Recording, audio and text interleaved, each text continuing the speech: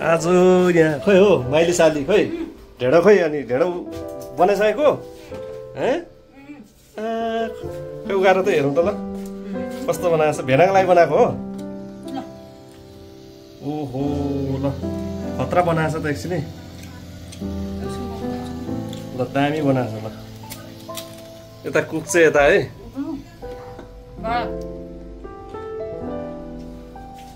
यो चाहिँ के हो त फेरि यहाँ चाहिँ के बनाएको सुप बनाएको थियो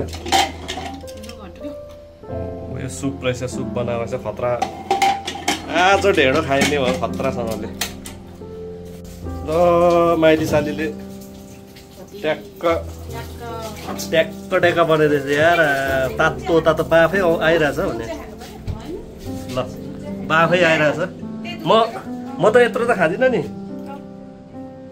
म त अलिकति कम्ती खान्छु नि त्यो आधी पनि खान्न म खतरा बनाएको छ ल यहाँ फेरि हो डल्ले खोर्सानी पनि रहेछ होइन कि यसको आधी मात्रै खान्छु भने कि यत्रो कहाँ सक्छु भेना भनेर पेलेको भेना भनेर पेलेको सालीहरूले ओहो अन्त चाहिँ सुप चाहिँ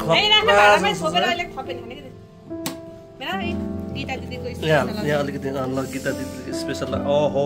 डोले खोर्सानीको अचार है यो चाहिँ डोले खोर्सानी भन्छ नि अकबरेको ल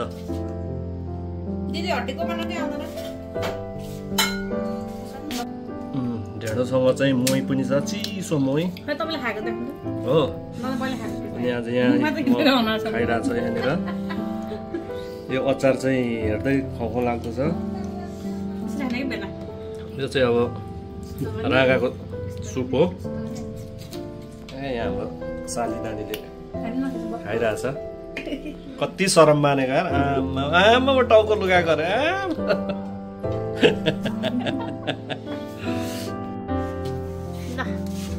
ढेँडोलाई देखाएर चाट्ट मुख बनाएर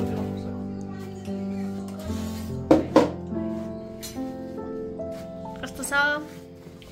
दामी आज ससुरालीमा पहिलोचोटि आएर ढेँडो खाइयो सालीहरूले एकदम मेजबान बनाएर दिएको छ है ढेँडो पनि चम्चा र चम्चाले खायो साह्रै मिठो भएको रहेछ होइन साह्रै मिठो छ हातमा चाहिँ जादु रहेछ सालीहरूको हातमा होइन गफदेखि साँच्चै गरेको होइन साँच्चै हो खतरा छ हो त होइन भने यहाँ भाइला छ नि त दामी छ खतरा छ क्या ल यहाँ चाहिँ मुस्ताङे स्याउ रहेछ मुस्ताङे आलु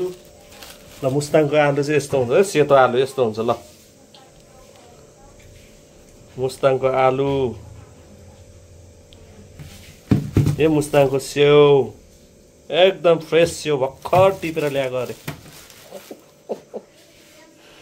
भर्खर टिपेर ल्याएन मैले हो यो भर्खर टिपेर ल्याएको है यो ल